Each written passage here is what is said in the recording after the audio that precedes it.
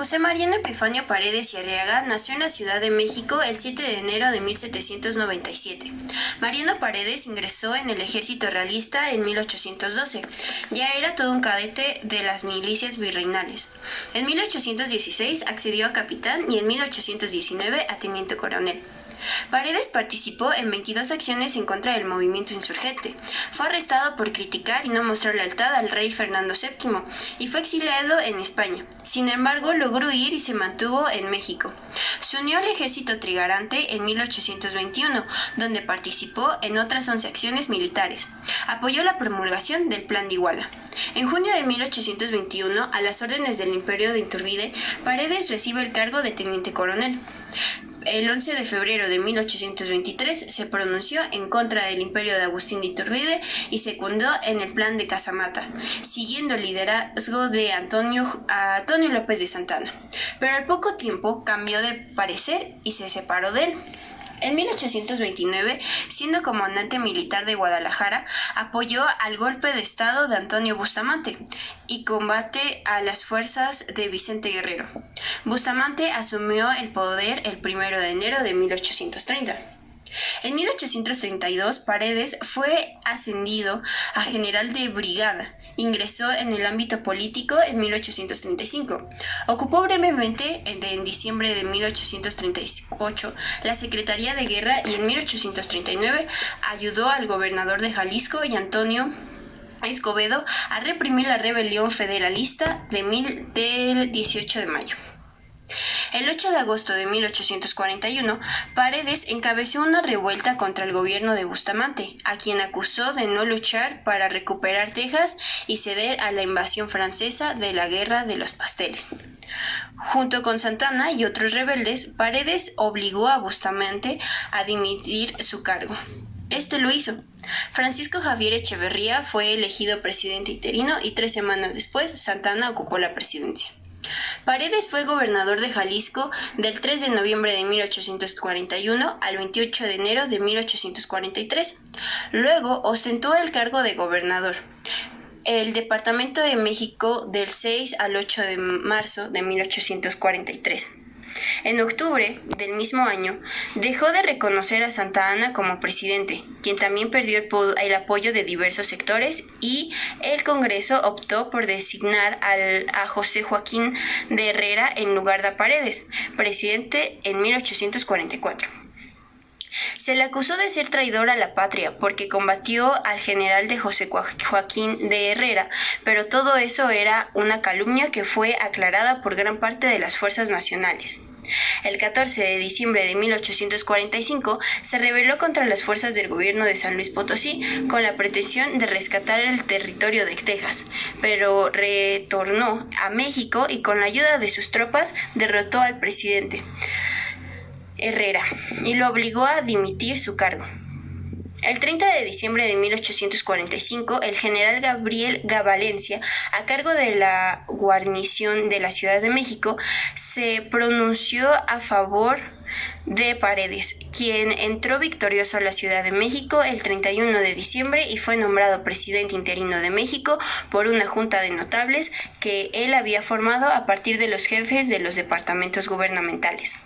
En los 6 meses que duró su gobierno, Paredes se debatió en una incertidumbre y contradicción constante, asegurando tanto a monarquías como a republicanos que estaba con ellos. Por esto, esta actitud no fue de lo más adecuada para enfrentar a Estados Unidos. Ingenuamente, Mariano Paredes supuso que el gobierno de James Polk no se iba a lanzar en la guerra con motivo de anexión a Texas. Entonces, ¿qué te pareció la biografía reivindicó el de sistema José federal Mariano? el 4 de agosto, ¿Pareció se interesante? proclamó el retorno de Santa Anna y la Nunca convocatoria había de un congreso escuchado sobre constituyente. él, sí me pareció Salas muy persiguió a Paredes y interesante. logró Oye, hacerlo pero prisionero ¿cuál y fue el condenado al contexto destierro. del que En estaba octubre de ese viviendo mismo año precisamente es José exiliado a Mariano? Francia. Regresó a Bueno, México pues en como te pudiste dar 1848 cuenta, para oponerse estaba al todo eso Tratado de de la Guadalupe intervención de Hidalgo, Estados que Unidos a terminó México. con la guerra de Estados Veamos el Unidos. contexto histórico. Uniéndose al padre Celedonio Domenico Jarauta y al liberal Manuel Doblado, pero fueron derrotados en Guanajuato por Bustamante el 18 de julio de 1848.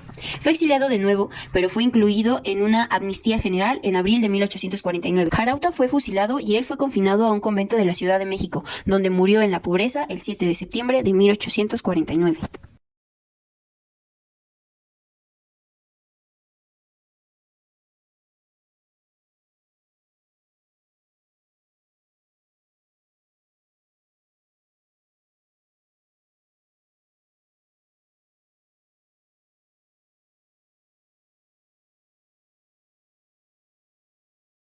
política expansionista de los Estados Unidos de América se hizo evidente con la compra de Luisiana en 1803 y la firma del Tratado de Adams-Onis en 1819, con el que España cedió la península de Florida, estableciendo una política generosa para que se permitiera el traslado de algunos ciudadanos españoles que habían perdido sus territorios.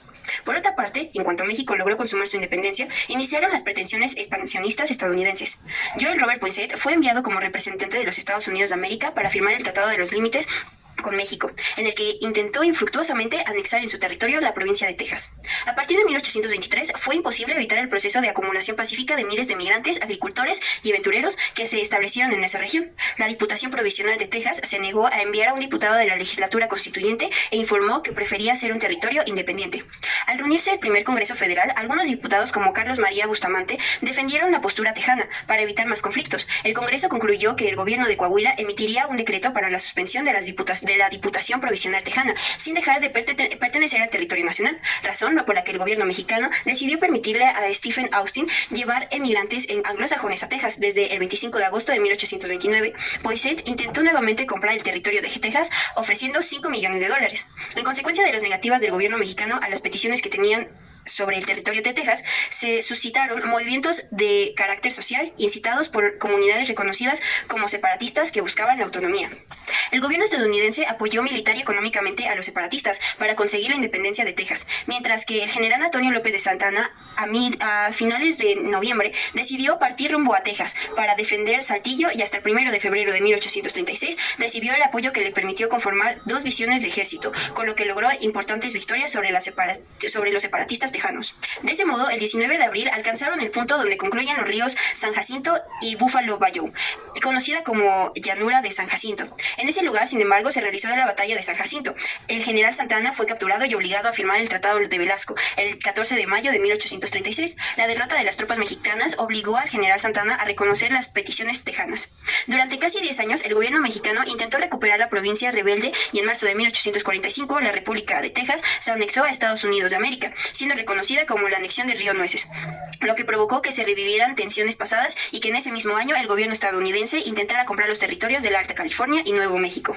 El gobierno mexicano se alertó con las nuevas peticiones del gobierno estadounidense y rechazó la oferta, de manera que su presidente James Polk ordenó al general Zachary Taylor llevar un ejército a la frontera de Texas con México para que se establecieran el Corpus Christi en agosto de 1845. A principios de 1846, Taylor recibió órdenes de marchar con su ejército al sur hasta el río Bravo. El 24 de abril de 1846 se produjo un enfrentamiento entre las tropas de Taylor y los mexicanos comandadas por el general Mariano Arista. Esto proporcionó que el 13 de mayo de 1846 Estados Unidos de América decidiera declarar la guerra a México. Las fuerzas estadounidenses llegaron a los territorios fronterizos en el mes de junio, conformados por las tropas de Cainey y quien ocupó Nuevo México y California. Las sucesivas batallas fueron ganadas por los invasores que avanzaron triunfantes en las batallas de Palo Alto, Resaca de Guerrero o de La Palma, Monterrey, y en febrero de 1847 sobrevino la célebre batalla de la Angosta, en lo que el ejército mexicano, a pesar de tener que retirarse, también provocó la disolución del ejército de Zachary Taylor. Los esfuerzos del gobierno mexicano no fueron suficientes, pues los invasores decidieron continuar su esfuerzo bélico. El 18 de abril de 1847, el ejército estadounidense se enfrentó a las fuerzas mexicanas en Cerro Gordo, en el que las tropas mexicanas no pudieron resistir los ataques y permitieron el avance de los extranjeros hasta la Ciudad de México. Sin mayor resistencia, las victorias enemigas continuaron al mando del general William Scott. El 8 de agosto, el general Wilfred Scott llegó a la Ciudad de México con 14,000 elementos entre los días 19 y 20 de agosto.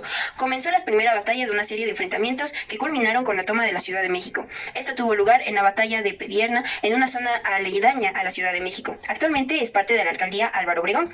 Los soldados se batieron el día 19 en la periferia de la ciudad, actual Pedregal de San Ángel, San Jerónimo y otras posiciones. Al amanecer, las tropas se unen sus posiciones, pero Santa Anna ordenó la retirada rumbo a Ciudad de México, mientras que el general Valencia resultó derrotado, ya que el convento de Churubusco fue atacado el mismo 20 de agosto.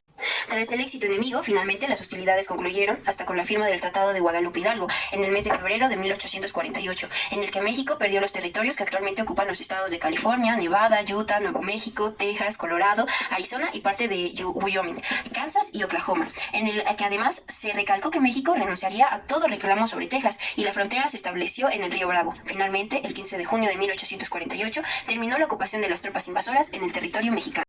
Bueno, pues como te pudiste dar cuenta, José Mariano no tuvo grandes aportaciones jurídicas. De hecho, casi no tuvo grandes aportaciones, pues solo fue un presidente interino que duró en el poder 6 meses. Oh, ya veo. Bueno, de todas formas me pareció entretenido saber sobre él y sobre su contexto histórico. A ver cuándo me vuelves a contar más cositas así.